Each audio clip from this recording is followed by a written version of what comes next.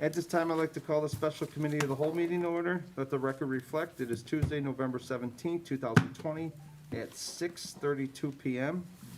The meeting is being conducted pursuant to Governor Pritzker's Disaster Proclamation and Public Act 101-0640, which amends requirement of the Open Meetings Act due to the COVID-19 pandemic. Pursuant to the same, the village board finds that it would be impractical to conduct an in-person meeting with all members present. I would ask at this time that the elected officials confirm that they can hear one another. Trustee Brady? Here. Trustee Brennan? Here. Trustee Mueller? I can hear you. Clerk Therian? Here. Mayor Vandenberg? Present. Trustee Galante? Present. And Trustee Berg? Here, and I hear you. Thank you. All the materials for this meeting are available on the village's website, and we recommend the members and the public follow the agenda as posted. After members have spoken, I will forward public comment as follows. Once I, the chair, have a list of all public commenters, I will call on each person present at the meeting and afford them 6 minutes for their comment. The public also provided the opportunity to submit a request until noon today by email to the clerk's office at tinleypark.org or by placing their written request in the drop box at the village hall to participate publicly via a live telephone call at the relevant portion of the public meeting. And the public was provided an opportunity to submit written comments until noon today by emailing their public comments to clerk's office at tinleypark.org or by placing their written comment in the drop box at the village hall. Written comments will not be read aloud.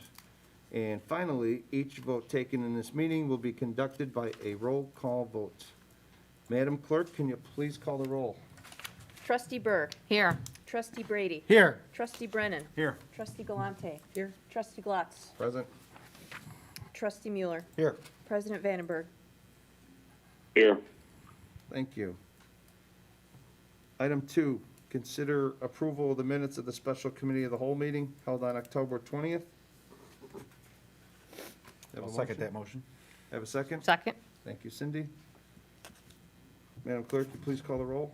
Trustee Berg. Yes. Trustee Brady. Yes. Trustee Brennan. Yes. Trustee Galante. Yes. Trustee Glatz. Yes? Trustee Mueller. Yes. Motion carries. Thank you. Item number 3, discuss the determination of the 2021 tax levy. Is it Brad or Dave? I guess it'll be me. Okay, yep. I distributed with the packet a recommendation for the 2020 tax levy. Under the Truth in Taxation Act, the village board needs to meet at least 20 days prior to adoption of the levy to make a determination as to whether the truth in taxation requirements will apply. And those requirements are basically, if the amount of the levy is going to exceed the prior year extended levy by more than 5%, you have to publish what's referred to as a black box notice in the newspaper. It's got a prescribed format, and also hold a public hearing on the levy.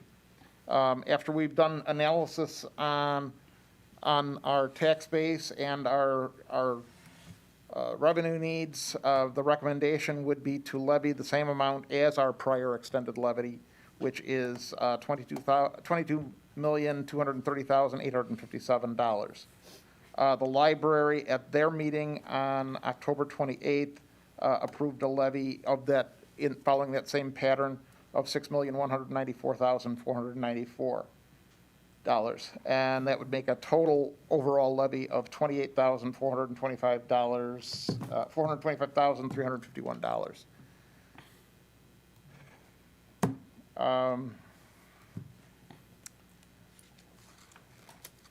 The 2020 is a reassessment year for Cook County. We are aware that the assessor has continued with his new approach to valuation of non-residential properties. We have not, in the memo that I provided, I did not consider any of that reassessment adjustments in the projections as to the impact of the levy, of our levy on our taxpayers. However, that does exist.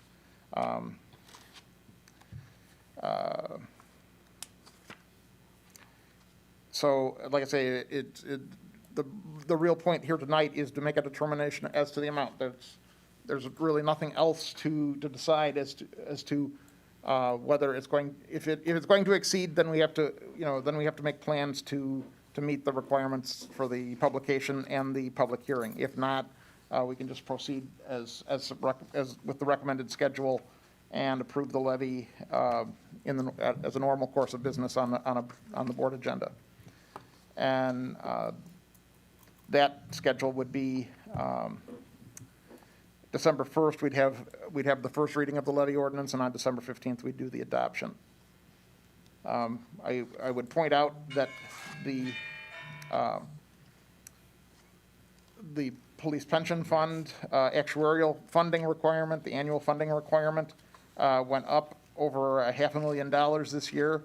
It had gone up another $500,000 last year.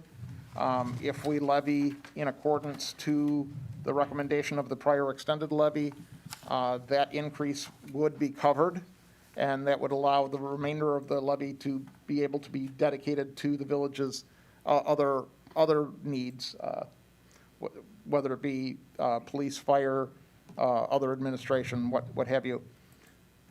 As you know, with the current crisis, our revenues are severely impacted. That is obviously going to be continuing for some time. We are $500,000 down in the first 6 months, and originally projected at $14 million overall for the year, and I think that's going to get worse before it gets better. And again, the recommendation would be to do the prior extended levy.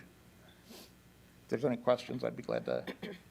Yeah, Brad, why do you think over the course of the last 2 years, there was probably a, 1.1 maybe, $1.2 million increase in the police pension fund? There's a number of factors. Last year, there was a change in the mortality tables that affected the pension benefits and created a bump. We always have an issue now. And as explained on page 2 of the memo, there's essentially 3 things that are affecting us in the current year. One is that the state made a change to participants in the pension fund that are in Tier 2, because the cap limit for eligible wages for Tier 2 patrol officers was not keeping pace with the limit, the comparable limit for Social Security. So they had to make an adjustment for that. That worked against it worked against all pension funds in the state. The rate of return on the investments of the pension fund for the last year was 4.7% on an actuarial basis, and the assumption that is used in the actuarial calculations was 7%. So it fell short of that, which means that we're not earning enough to equal that 7% or more that would buy down our municipal employer requirement for the pension fund. Hey, Brad, Yes. on that point, Yes. is that only for that time period, though? Because it's at 4.7% is the rate of return that they got.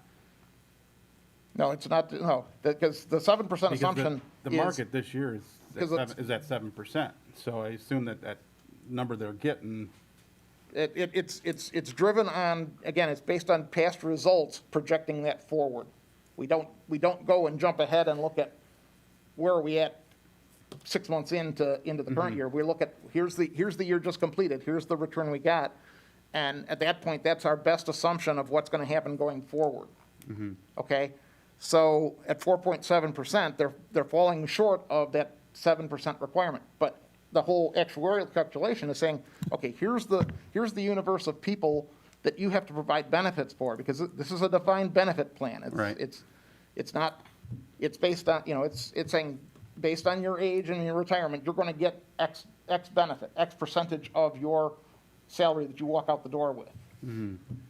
So it's based on, so it's structured around the benefit. So it's looking at the universe of people that we've got participating in the plan and looking at their life expectancies, Right. their spouse life expectancies, and projecting out all of those benefits for each person as to how much money do we need, and then we roll it back forward to a present value of, okay, here's what we need to put in each year so that we can, that when those obligations come due, we have enough money to pay for them.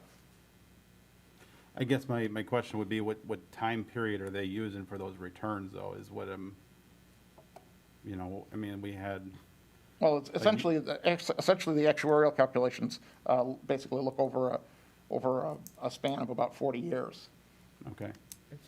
for amortizing the unfunded obligation. And you can't just rawly compare it to the stock market. No, I know, they're using mortality rates too, I understand that, but I There's just, limits in terms of what they can. Well, and like I said, there's lots of different moving, just like the property tax system, there's lots of moving parts in the actuarial calculation. And, yeah, so there's a mortality table that's looking at life expectancies Right. of our people. And historically, our people have lived longer than those mortality tables. So that works against us. And then, of course, so we've right now had a rash of retirements of individuals, and now we're hiring new people to replace them. So now they're coming into the system without having any funding for their benefits down the road. So we have to start adding for those people also. right. And so all of these factors drive that number up. Brad, did you have anything else in the presentation before I speak? Or should No, should not really. I just, whatever questions you got. So my thought on this is, I think we need to hold the levy at the prior year request. And the only reason I feel that is, it's obviously, everyone in Illinois is suffering, from businesses to, our residents. People are taking pay cuts at work. Some people aren't working. Most people aren't guaranteed a check. And with what the Cook County Assessor just did to the commercial businesses with raising their taxes, which, what they've done to them.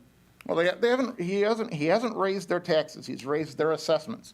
Now, that Which will potentially, again, it all depends on how everything shakes out, but it potentially will increase their liability, yes. Yeah, with the percentage that they've raised their assessment, it's no doubt that it's gonna raise their taxes, and then to raise the levy too.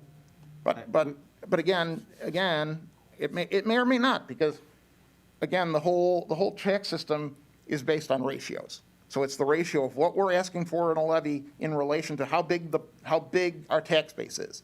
So if the tax base grows very big, our tax rate goes down. So proportionately, everybody pays less. Now, ones that, if the average goes up, say, 5%, and there's ones that go up 15%, yeah, they're going to carry a little heavier weight than they did in the prior year. The ones that go the other way are going to pay a little bit less. And you're right, the business community is going to pay more. That I'm fairly certain. And luckily for us, you've been doing this for us, 35 years? I personally have been doing the tax levy stuff for probably 35. Yeah, and with yourself and your staff and, the people you worked with on the board, you guys have done an amazing job, building our reserves and stuff. Reserves, in my opinion, are built for those, rainy, cloudy, fuzzy days. This is one of those days where I really think we need to hold the levy for the year. We raised it last year, correct? We did. Yep, and we, if there's a shortfall, every year we budget, we never, I shouldn't say never, but most of the time, whatever we budget, we don't hit that number, and we take that money, we roll it over into capital projects, correct? That is correct. So most of the time, we already have rollover built into it. No, I wouldn't say we have it built in. But It- we usually don't hit the number, so there's money usually that's rolled over into the Well, next year. if we look closely at the history, most of those dollars that we use at the end of the year to fund capital, to transfer to fund capital and so forth, is coming from dollars on the expense side that we budgeted but did not spend. The revenues have not been the source of that extra money. So luckily for us, you have done an amazing job, better than most towns can say as far as building our reserves. I think if we get to that point, I think it's in everyone's best interest that we leave the levy as is, and if we have to tap into the reserves, the $500,000 or whatever what we fell short on the police pensions, so be it. And, we got a lot of great developments in the pipeline. Hopefully, over the next 2 years, we're gonna have a lot of new revenue coming in. That's just my opinion, and, this time we'll start with, go ahead. Well, I would note that, again, we're facing a situation that we have not ever faced before. This is worse than what we went through with the recession. This is bad. But how could So, we, so now, when we adopted the budget this year, Andrew and I had suggested, staff had suggested that we needed to do more in the way of cutting expenses and focusing on our core services. The board chose not to do that, to rely on those reserves that you just referenced. And those reserves, as I shared before, were designed to carry us on a short-term basis for at most 6 months. Once they're gone, they are gone. I will tell you, it took the better part of my career here to build those resources up to the level that they're at. They will not be replenished overnight. And with the revenue, the shortfall that we're having on all of our revenues this year, there is no way in heck that we are going to have much money spinning off at the end of the year to support capital next year. Next year is going to be extremely lean. Brad, And so I would caution of not there's looking at the bigger picture here. the bigger picture, there's pros and cons to every decision you make. I get it. You never know until the decision's made whether it was the right one or not.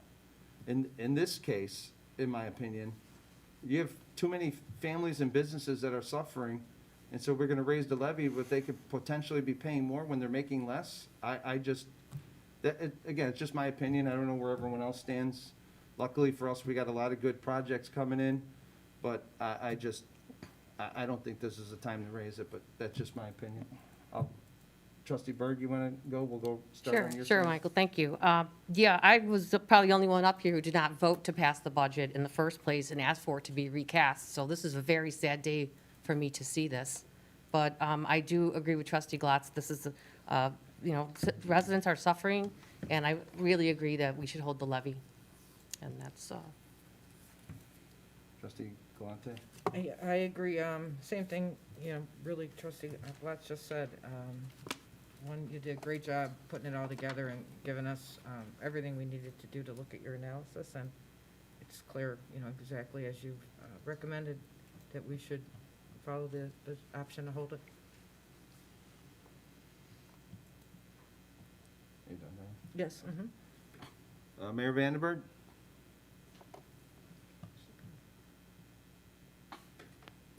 Is he on?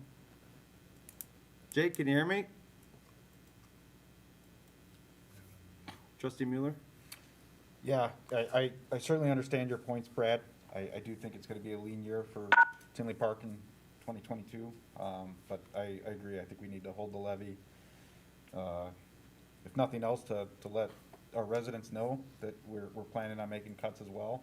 I know all our residents have had to, as Mike had mentioned. I think it's our duty to do the same. If I could just add the one point I forgot to mention. I mean, so everyone knows, our taxes from Tinley, because of everything that Brad and staff has done, we're the lowest of the tax bill. We're probably, what, 12%? We're, depending on location, we're 10 to 12% of the tax bill. Thank you. Go ahead, Bill. No, I just, commend you, Brad, on, such a good job of putting us in such a good financial position. But I'd also agree with the rest of the board here that I think that this is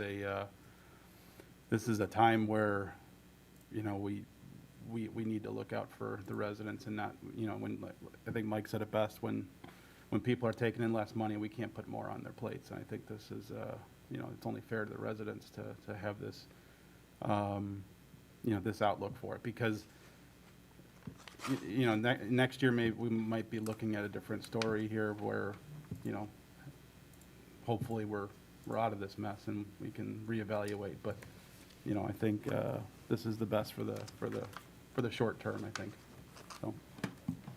Trustee Brady?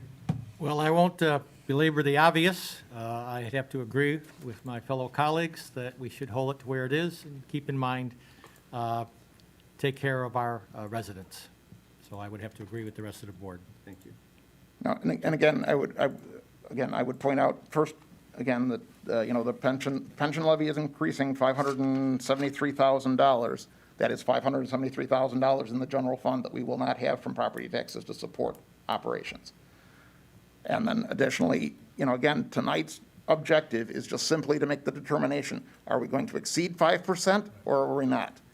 So you guys still have some time to, if you wanted to think about things and change your mind, you still got an opportunity to do so. But again, it's your call. So, Yes, when's your deadline on that, Brad? like I say, assuming that we've established that we're not going to exceed 5% of last year's extended levy, our first reading of the levy would be on December 1st with adoption on the 15th. So, is it possible, Dave, in case maybe Brad wants to sit down with some of us individually, maybe explain things different than, instead of the way we're reading it? Maybe we're missing something, I don't think we are, but it's possible. Could we put this back on the cow again for the first to discuss it and give, Brad and Andrew time to talk to everyone just to make sure that we're all on the same page? Well, again, we can talk about it, we could talk about it every day between now and. But I'm just saying, though, but we could. Yeah, but I'm saying, we could talk about it any time, as long as we're not gonna go over the 5%. If we go over 5%, then that's a problem. It sounds like that's. And that's pretty much where I think, that's what I'm hearing, is where we're I at. think So it's that's just a matter of, direction yeah, so it, No, yeah. I think that's reasonable. I think if people want to meet individually with us, and I think, obviously this is, this is simply a math issue. You can have a lower levy, it's just, obviously, that's money that's going to have to come out another pocket, either reserves or capital projects or operating expenses or a combination of all those. And I think that's, if the board goes on that, the no increase route, that's the discussion we'll have to have in this budget. Worst case scenario, some type of capital project of 500,000 gets delayed a year. Is that Well, a true assumption? I think it's gonna be more than, a capital project. Yeah, it's, you need to make some permanent changes, I think, because all you're doing is deferring that capital a year, so. So why don't we just put it back on the agenda December, 1st, Brad? December 1st? Well, December 1st is when we're doing the mid-year review, is that correct, Dave? Correct. The So first reading. I'm hoping that Andrew and I will have some more information by that meeting to project out kind of where we think things are going to be, for both this year and for next. And with that, then you've got some additional information to consider. Does that work better then, Brad? We'll just push it to the 1st? Yeah, I'm okay with that. Okay. I think you're looking for a draft ordinance that has a 0% from last year's levy. Yes, unless, like Brad just said, That could change, Who- obviously, but yeah. who knows what he may know 2 weeks from now that he didn't know today? But the direction's clear, it's not gonna be above 5%. Right, well, That's exactly, the main- exactly. I've got a clear direction, we're not gonna exceed 5%. So like I say, we can talk about it every day. There's no rush. Okay. It just becomes critical if we gotta meet certain deadlines that are required if it were going to exceed 5%. So, Thank you, Brad. Thanks. Appreciate it. Anyone else? Thank you, Brad. thank you. Thank you, Brad. Thank you, Brad. Item 4, discuss Holstein Saloon, 17358 Oak Park Avenue facade grant. Did Mike or Kimberly? Kimberly was gonna take it from the phone, I thought. Are you on there, Kimberly? I'm on the line. Hey, Kimberly. Yes, sir. Hi.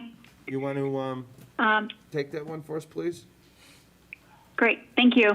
Robert Barker, our business owner and applicant of JW Holstein Saloon, is requesting an additional facade grant application to install a new awning above their rear entrance to match the existing awning on the property.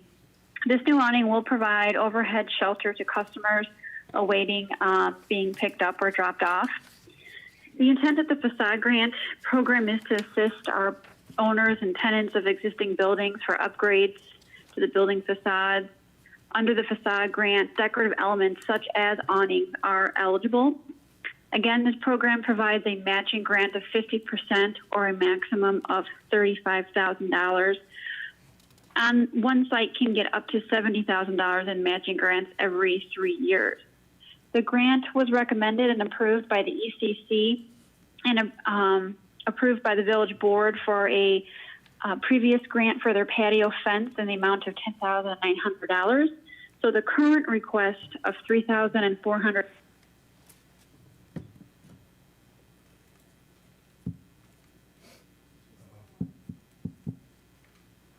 Kimberly, did you hit mute?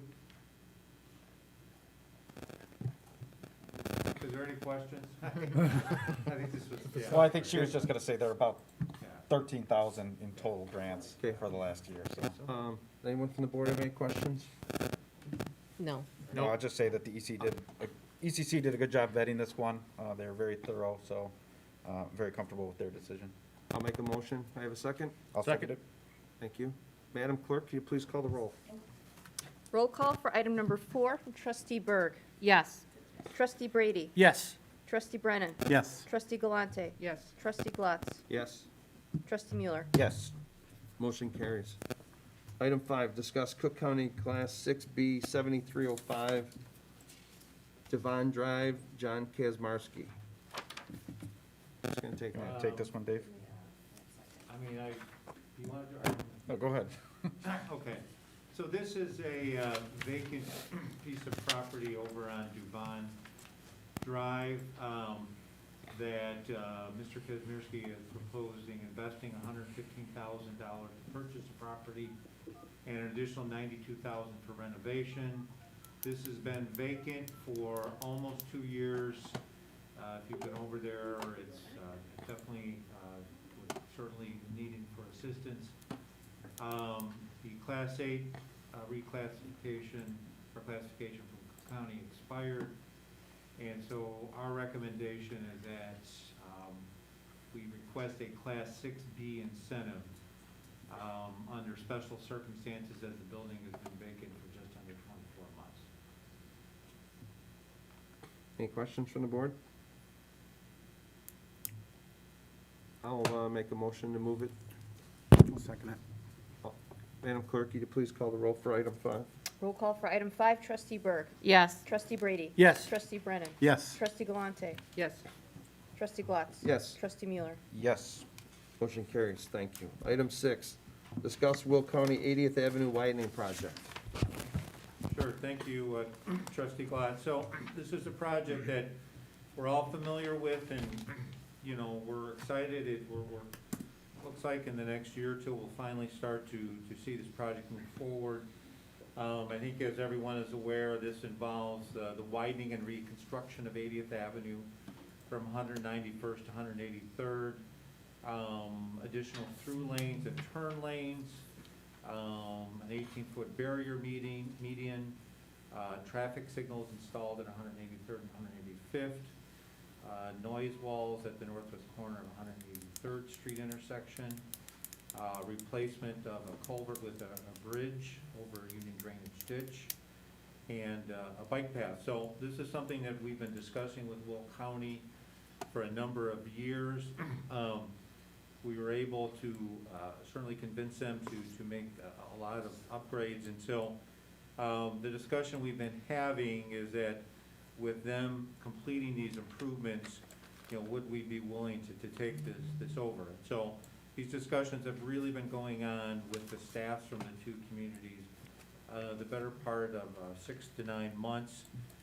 Initially, the county was asking us to pay over $8 million for the roadway and related improvements. After several meetings, the county has essentially agreed to pay the first 5.6 million of the expected 7.2 million in construction cost. We would pay for anything that exceeds 5.6 million, though we do expect the cost of the project to come under the total 7.2. So we do not expect that we would have to pay that difference. This number really is roughly equivalent to what we expect kind of our life cycle cost for the project to be for maintenance and capital. So, you know, for us, we're getting the improvements. This is certainly an important roadway improvement that connects two sides of Tinley Park that's been, you know, been long needed. These jurisdictional transfers, as we've seen, especially over in Cook County, I believe they're important that, you know, when we want to determine maintenance in the future, it's under our control. We don't have to wait for another governmental entity that may or may not have funding or have on their priority list to improve. And again, we're getting significant improvements for the residents in the area: street lighting, multi-use path, water main, fiber optic, landscaping, and bridge aesthetics at a really much reduced upfront cost. So we're in the process now of finalizing intergovernmental agreements. This is a pretty big project, so we didn't want to just put this on kind of one agenda and then ask you to approve it. The hope is that we would have this on the 1st, if not on the 15th. Additionally, and we've discussed this as is appropriate in closed session, there's been some land acquisition and sale issues, which we expect to have on the next couple of agendas. One of these is essentially purchasing Malone and Malone property for $61,786. That will allow us to widen the intersection and build a bike path. And then there's some properties the county is looking at acquiring for us adjacent to the Public Works building. So we're still in the process of finalizing that. They've given us, you know, an offer for the larger piece of property of $192,500. We're also working on getting them to put some of the improvements, such as a fence along 80th Avenue, to act as a barrier between the cars and the bikeway. And so we expect all of that. Again, the hope is with December 1st. It may or may not be possible with the short week next week. But Robinson Engineering will be coming to whatever meeting that is, the 1st or the 15th, to go through this in more detail. But we're about 99% there, and knock on wood, we'll start to see some construction 2021 on this. So, any questions or any further information you'd like us to get before we present this for a final discussion? If you could let me know either now or before, obviously this comes back to the board. Good, I think you explained it all. No, it's great, about time. We understand our Yes. water maining. Yeah, I don't think the residents on that side can wait any longer for this. I think it's gonna be a great project. Dave, is there any idea on just the total? I know you said it's likely less than 7.2, but they're taking in. Well, we will know the total when it's bid out. I mean, it's just. I know, but Just from we our looked at some of the estimations, or I'm sorry? just from our estimations? Yeah, I mean, John Urbanski and Chris King have looked at that, and I think they feel, I mean, John, you're on the line, right? Yes, sir. Yeah, you want to comment a little bit on what you and I talked about today in terms of some of the estimates? Yeah, I can expand on that a little bit.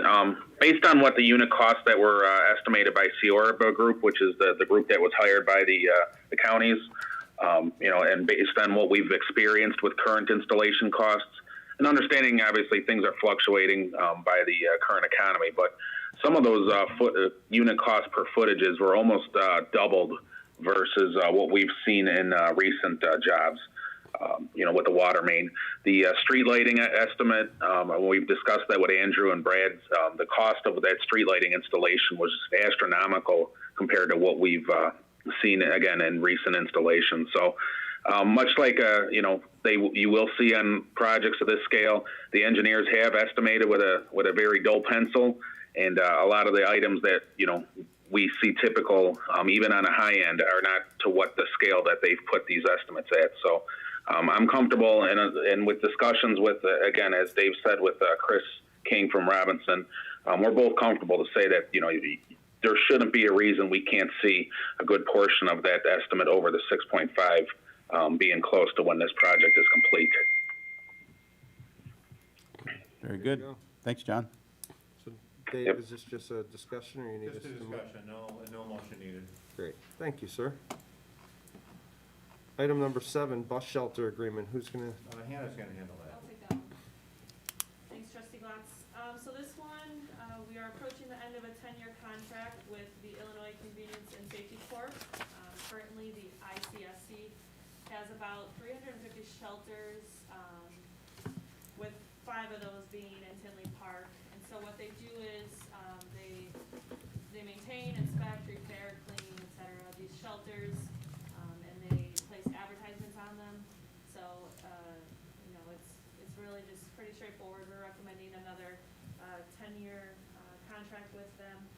Again, it's a good contract because there's no cost to the taxpayers. So, we reap the benefits of the ICSC maintaining these shelters and, receiving up to 20% of the revenue from the advertisements from them as well.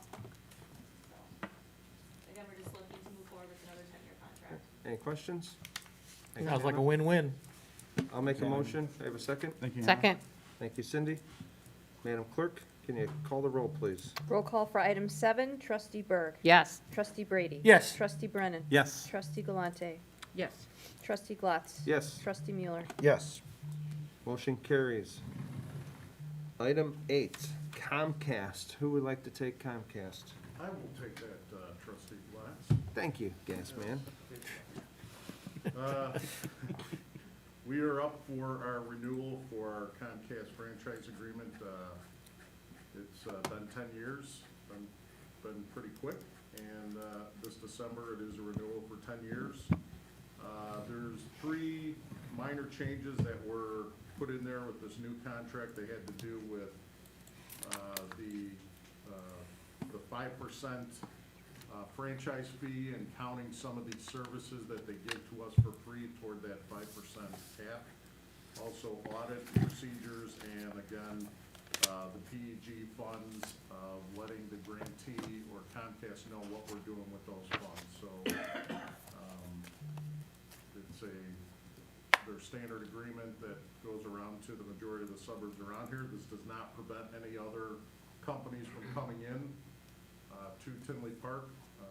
Again, this is a non-exclusive franchise agreement. And AT&T has an agreement that's basically dictated by the state that we also get a comparable franchise for. Thanks, Brad. Thanks, Pat.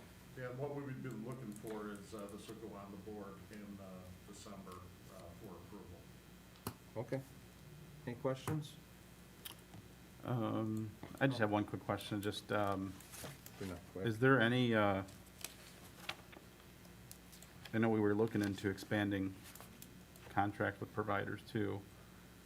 Are there any other vendors that would be open to our area? I've been approached about that in the past, and, have we gotten anywhere on that? I mean, I think we've had some vendor, I haven't had any vendors come and approach us. I think it comes down to, any vendor that does come in here will be putting in infrastructure, so there's a cost to it. Mm-hmm. Final So, mile's expensive. If they want to come in, they can come in, but there's gonna be that cost of infrastructure Mm-hmm. of providing that service. So that's what limits a lot of them from coming in, is that cost of. Aren't they required to have so much access to all the residents? Isn't that is that what's prohibiting more vendors from?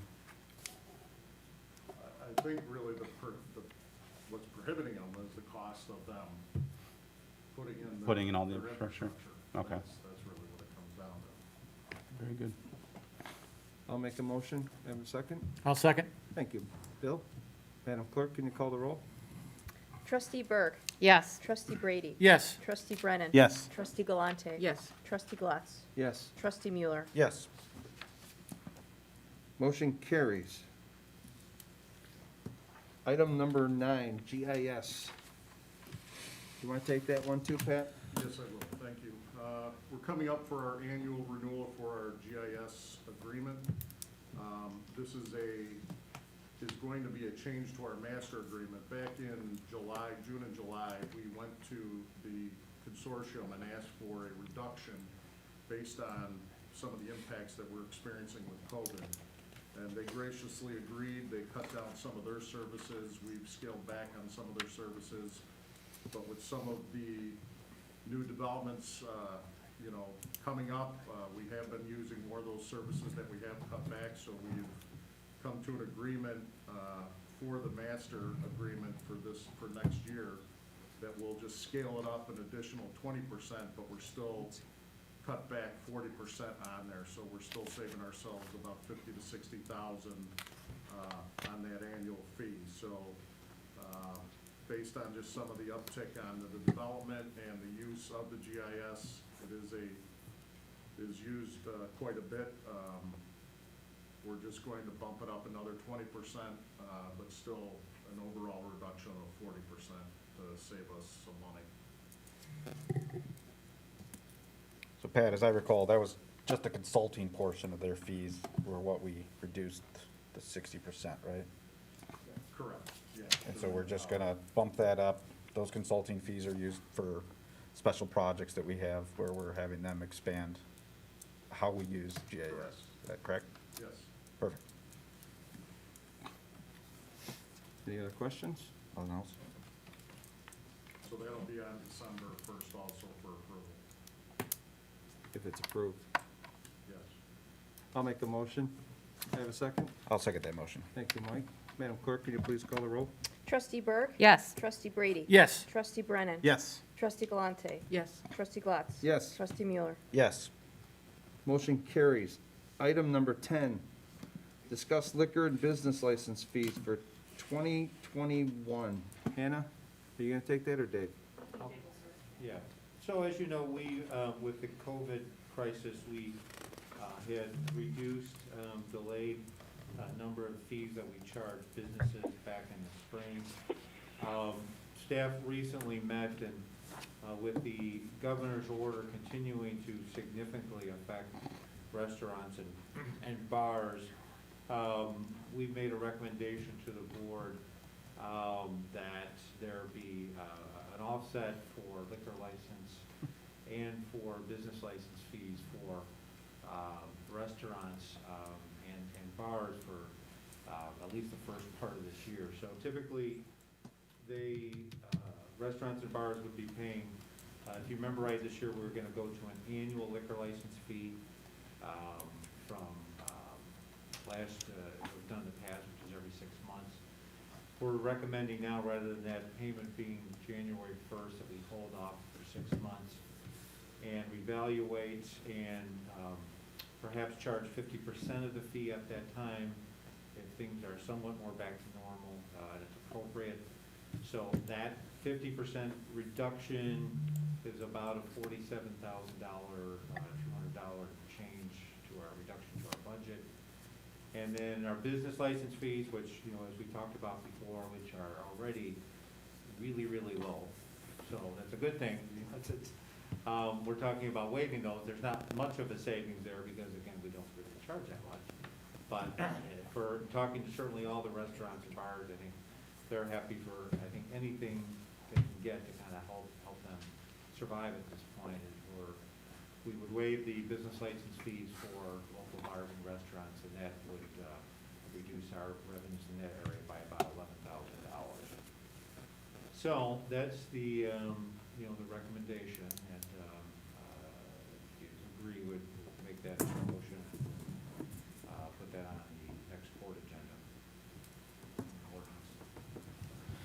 Any questions from the board? I think it's a great idea. Cool. You want to make a motion? I'll make a motion. Second it. Madam Clerk, you please call the roll? Trustee Berg. Abstain.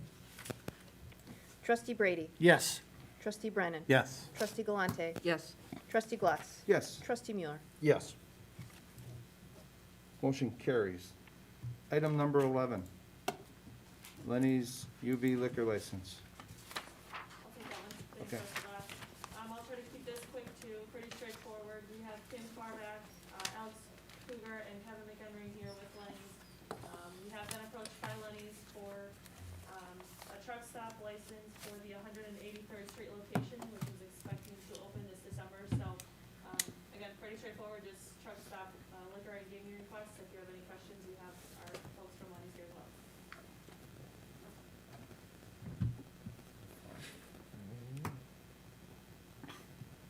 Sorry, we're swatting flies. Mr. Chairman, Yes, sir. can we get some clarification? Are you there? Yes, go ahead, Jake. Sorry, I'm having some audio technical difficulties. Can we get some clarification on what size wall enclosure the village board has requested and passed for businesses, and then what is the enclosure height of the that Mr. McHenry will be proposing? 7 feet. The one he's proposing in this thing is 6 feet.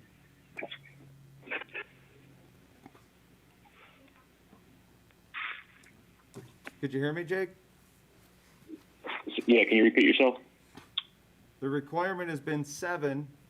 In this letter sent to you from them, they asked for 6 feet. So would the board, is the board willing to allow the 6 foot, or do you want it to be at 7 foot? I personally would prefer that we reject 6 feet and make it 7 feet.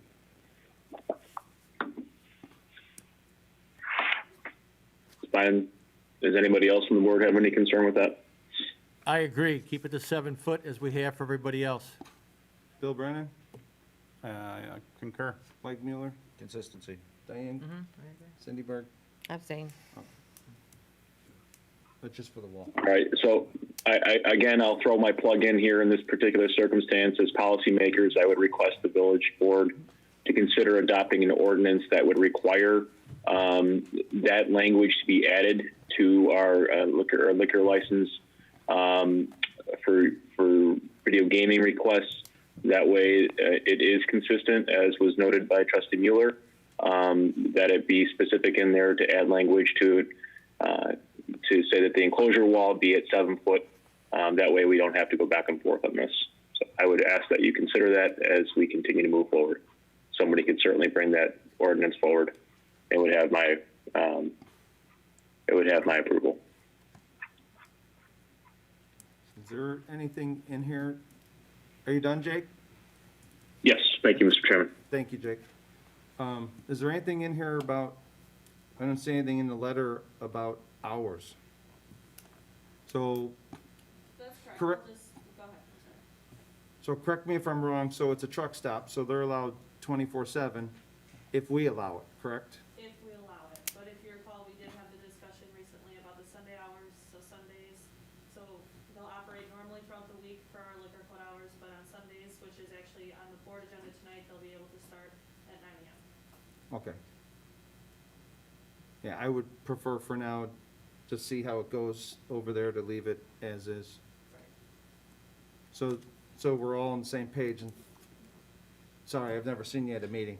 Oh, that's okay. So- I'm sorry, my name So the is, way it is now, do you want to go through that Monday through Sunday make sure, Yeah, and. in case she has questions? yeah, we've discussed, Oh, sorry. yeah, I'm sorry, my name is Kim Farbeck, and I'm with Gas and Wash.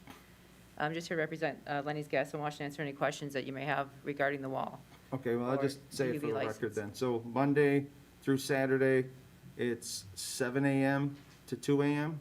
6 AM. 6 a.m. And then, Between, you cannot operate between 2 AM and 6 AM. okay, And then on Sundays, you just can't operate until 9 AM on Sunday morning. 9 to 2 AM Monday? Correct. Okay. And then the wall, are you good with doing the 7-foot wall? That's fine. Okay. Is there any questions from anyone? Nope. Nope. We have a motion? I'll make that motion. Someone want to second it? I'll second it. Thank you, Bill Squared. Madam Clerk, could you please call the roll? Thank you. Thank you. Roll call for item number 11, trustee Burr. Abstain. Trustee Brady. Yes. Trustee Brennan. Yes. Trustee Galante. Yes. Trustee Glatz. Yes. Trustee Mueller. Yes. Motion carries. Item number 12, discuss cannabis applications. I will take that one as well, thank you. So, if you recall, I think back in the end of September, we discussed, the cannabis business license that we have available and, utilizing a merit-based approach to potentially award that license. So with that feedback, we were in contact with about 12 individuals and companies that had expressed interest to staff over the past couple months, letting them know that we would be accepting applications from interested parties. We received 2 completed applications. We were notified by a few other individuals that they were still interested. However, there's been a couple concerns, one being that the state of Illinois is still determining how they are going to be awarding licenses. There was an appeal filed, and I kind of might be able to list this better, but there's an appeal filed on how to award those licenses. And then the other issue that we have been told by the interested parties is that there are a limited number of properties available. Right now, the way it's zoned, there really isn't any properties within village limits that these facilities could potentially buy and start, their establishment at. So, with that being said, we're looking for some additional feedback on next steps. Would the board consider a different location, adjusting the parameters of the zoning a little bit? Right now, we have a requirement that it should be a standalone building. Would we consider it, in more of a small strip center or something that's not standalone? So again, we're really just sort of looking for feedback on next steps and where we should go from here. Yeah, thanks, Hannah. I do think the options are limited. I don't know what we could do. Pat, what do you? Well, it seems that you had 2 applicants that completed the process. I know one thing is clear, looking at this, they're at least this business is one of a few businesses that revenues are up, across the board, especially brick and mortar. And as you guys spent a lot of time tonight with, needing revenues and things like that. A lot of towns have these in place and are recouping those taxes now, so I think you'd want to move quickly. We have seen in other towns that, based on the location restrictions, that they're hard to find in the standalones. And I think there is some sort of deadline with those that already have the state licenses. I think it's March 31st. Yeah, maybe in March to get something up, so. And then I know with that, also the recent November election, there were a number of referenda out there in surrounding communities, and almost, perhaps unanimously, but if not very close, those were all voted, thumbs up, so I think you're gonna see more of these. I think you'd work with the businesses that you have, and perhaps if they have other locations that may not fully meet, then maybe bring that back to the board and see if they're willing to look at variances or changing the code, but, so yeah, you're not the first town that's run into, location problems, but, I think, when the board made a decision to go forward with this, I think you want them up and you want them quick, and you want to start getting the money out of it. And there's money to be made there, and I was reading something recently, I know Collinsville down in, by the East St. Louis there, I think they're making $1 million or something like that already, so, there's a lot of money to be made there, and it sounds like you got 2 good applicants, and, I would look to them to see if they have other ideas on locations and see if that works for you guys. Here's your levy.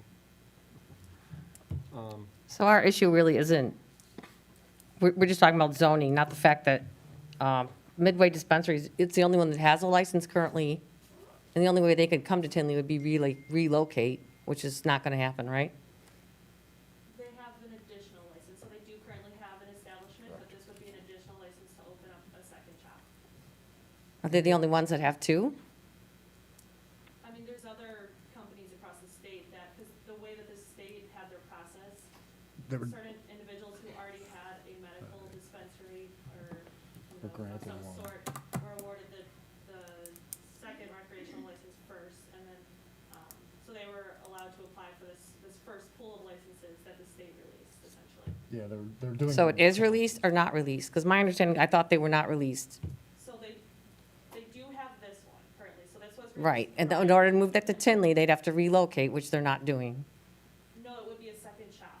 Or a But it's second not establishment. issued. So I think we should wait until we figure out what's going on with the licensing first from the state. I mean, what if we give a license? How do we give the license back? I don't know the exact situation of any of the applicants, but I think, One says it has a says- license, EarthMed says no. It says EarthMed doesn't have a license, it says Midway. So they're waiting with everybody else in the Midway, pool. I'm assuming, I don't know if they have one via, I know the medical ones, you know, automatically got a license for a retail one, I believe. I don't know Okay. if those are the ones that are, the state clawed back on, but, I mean, we should certainly ask the applicants, but I know they can't, I don't think they can get a formal license to the state until, you know, part of that application process is they have to have zoning approval for, not even, maybe not approval, but they have to have a zoning, you know, zoning in progress at least with the town where they plan on locating. So I don't think the state will give them a license and say, go pick a town. I think the state looks for them to go into a town and at least get something, the ball rolling, until they can get that license. But I'm not sure on this exact one. As you've seen in the papers, the licensing is a little off at the state right now, so we should ask the applicants that for sure, but I think they have to get the ball rolling a little bit with the town before they can get the final stamp. So is there a problem with our zoning then? For all, I mean, does everyone on the board agree with what we've decided on the zoning? Is it too strict? I mean, is there standalone buildings out there that, No. Right now? That's the problem, there's no standalones. see, and I just recall that could, I mean, unless there's a strip mall willing to want them, I thought that was a big issue. Yeah, and I know I've seen in other towns with the non-standalones, it's, you know, I think some of the idea of requiring a standalone was those businesses within those strip malls not wanting to be next to, you know, maybe because of odor or whatever, any reason, but I know it's, as this thing is evolving, there are businesses that absolutely do want to move next to one of these Oh, they- dispensaries. It's bringing in traffic and things like that, so I think I saw one example where, you know, they took off the standalone, a town took off the standalone provision, but required, required a signed acknowledgement from their potential neighbors, something like that. So there's a lot of ways we can go with it.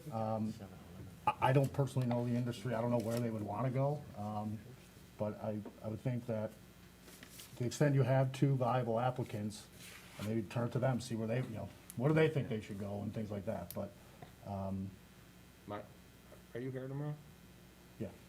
My 2 cents, if everyone's okay with it. We have two applicants. One, there's a there's a check mark next to someone that obtained a state license and one that doesn't.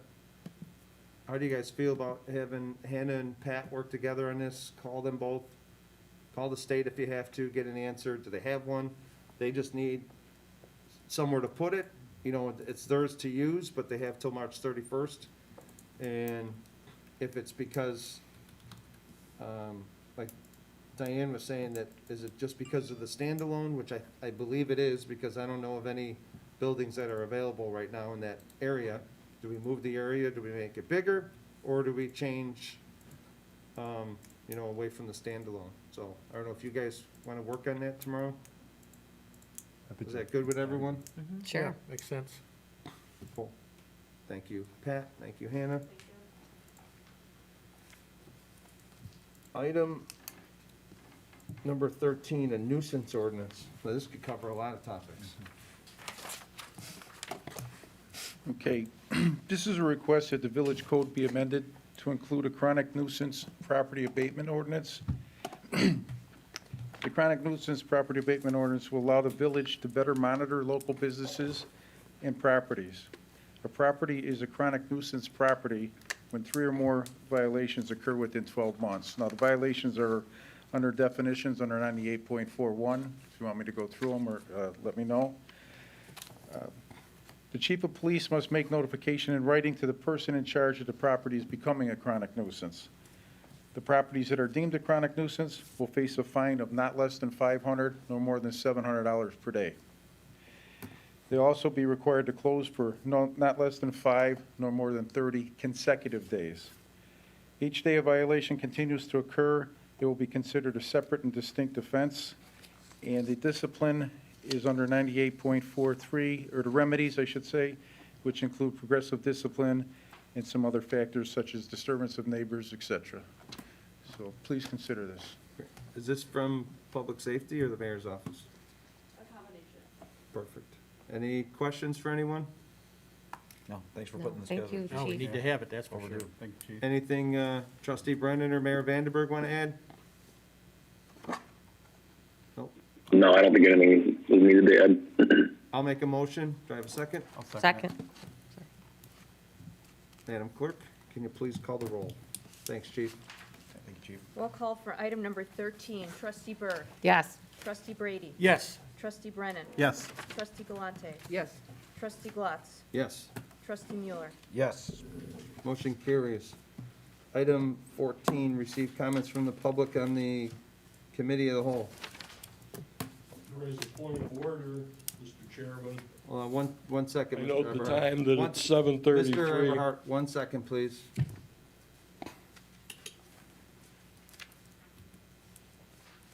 Point of I just want to order. remind you, sir, before you speak, this is a special meeting. The public comment is for anything germane to the agenda tonight. Point of order at 7:33 PM. There was a special meeting on October 8th of 2019, whereat Mr. Conley advised that the board is only allowed to discuss matters on the special agenda. I expect that he would not want to comment considering the background of what's going on, but again, October 8th, he told the board that this board can only comment on matters on the special agenda. He probably won't answer this. I don't like question and answer, but there's a special board meeting tonight. It'll be interesting to see if Mr. Conley notifies the board, they also are only allowed to talk on matters of the special agenda. I'm open to hear any comment that you might have, Mr. Conley.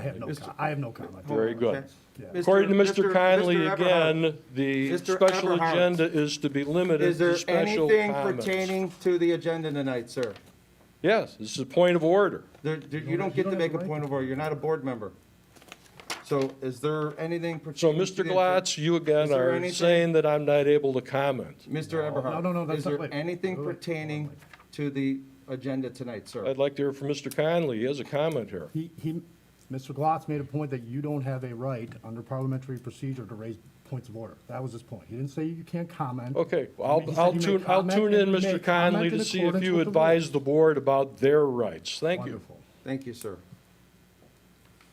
Would anyone else care to address the board? Or point of orders? I'll make a motion to adjourn. I'll second that motion. Thank you. Madam Clerk, could you please call the roll? Motion to adjourn. Trustee Berg. Yes. Trustee Brady. Yes. Trustee Brennan. Yes. Trustee Galante. Yes. Trustee Glatz. Yes. Trustee Mueller. Yes. We are, motion carried. We are adjourned at 7:35 PM.